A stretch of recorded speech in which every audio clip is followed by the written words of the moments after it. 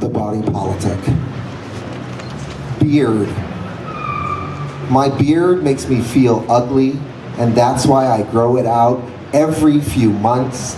It's woolly, unkempt, dirty, not the sexy man stubble of so many Hollywood stars, nor lined up and trimmed like the plethora of cute hipster Oakland boys.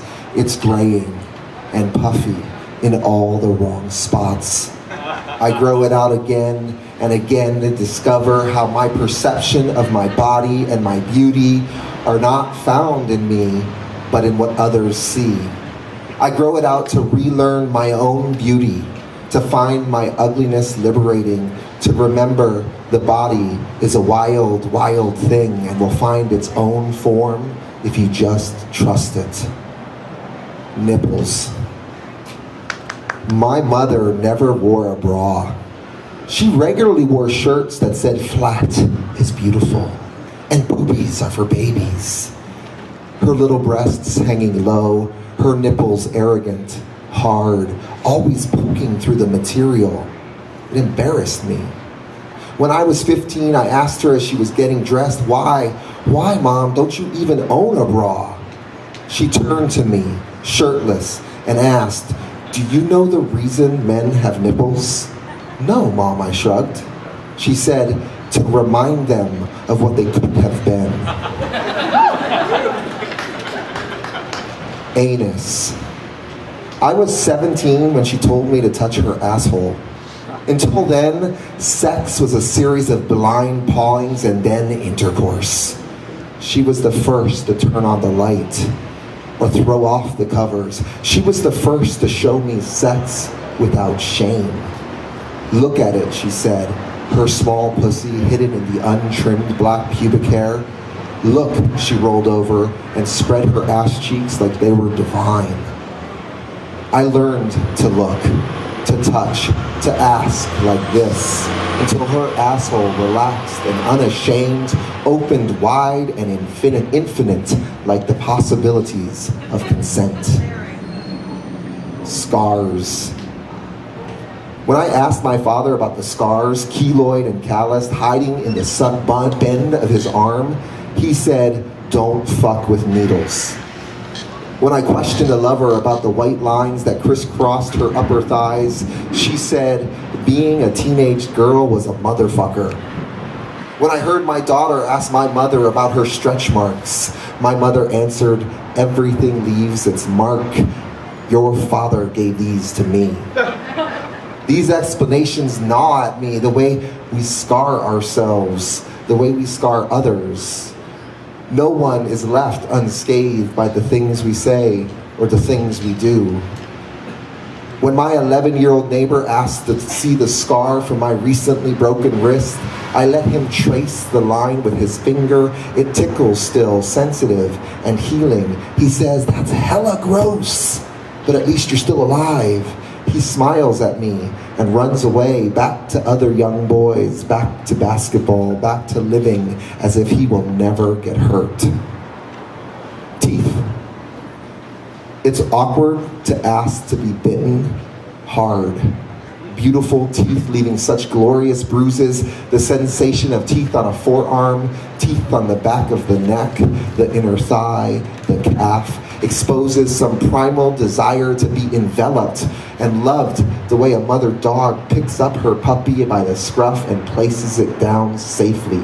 Bite me, I say, meaning love me, meaning hold me, meaning take me home. Tongue. Things I have touched with my tongue. My brother. This drunk woman's unshaved armpit after a dare at the very first Coachella concert. Jalapenos. Soap when my father tried to wash the word fuck out of my mouth. Fine wine, really, really cheap wine, the soft, moist dirt hidden under stones, bugs accidentally swallowed while biking, assorted body parts, lifesavers, toothbrushes, 3 small, furry animals, my mother's nipples, my father's silence, my own fear, my shame, my remorse, my pleasure. Bones. Sometimes I want to strip all the flesh away and see the solid parts of you, the things you'll leave behind. Hold your phalanges in my palms. Thank the radius and ulna. Trace the curve of vertebrae along your arching ever so slightly to create your spine. Lovingly finger your pelvic girdle while pronouncing ilium, ischium, pubis. Listen for the sound your trochanter makes popping into your hip bone socket. Stroke the periosteum along your femur. Imagine the marrow beneath the taste. Caress the cranium. Whisper to your stirrup, anvil and hammer over and over until I make my intentions clear. I love everything that holds you together. Perineum is secretive, elusive like the Yeti. The perineum spotted only when someone trusts you enough to lay themselves bare, defenseless, willing to reveal what few get to know, its color, whether it's scarred from childbirth. If it's lightly covered in hair, treasure the chances to touch it, massage it, to kiss it, the body's soft spot, rich in nerve endings. Say it, say perineum. Hear the way the word ends with a hum. Realize some body parts are spiritual, and the only faith needed to discover divinity is to spread your own legs. Uvula. It was curiosity that led me to cleaning up vomit in the kitchen. Because it's impossible to feel your own uvula without other distracting sensations. Fingers on your chin, the jaw opening wide, the stretch of the tongue. So my friend and I decided to touch each other's uvula. The moist, red protrusion we all grossed out on. We were 13 and looked for any reason to touch other people's bodies. Garrett on his knees, my finger elongated, my other hand resting hand on his forehead. I reached in, trying to avoid the walls, and suddenly felt it, surprisingly firm, warm, erect. Garrett looked up at me, eyes wide as vomit erupted from his mouth. He slowly got up and went home. We never spoke of it again, but I can still feel the warmth of his mouth. Hands.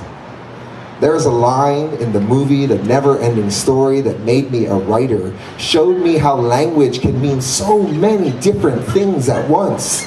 They look like such big, strong hands, the rockbiter says, meaning looks can be deceiving, meaning what he thought to be true was not true, meaning he could not hold on to what he was trying to hold on to, meaning no matter how strong you are not strong enough, meaning sadness, failure, loss. I look at my hands now, strong and capable. I remind myself to hold on, but to not squeeze. I remind myself to say goodbye, even while my hands still touch you.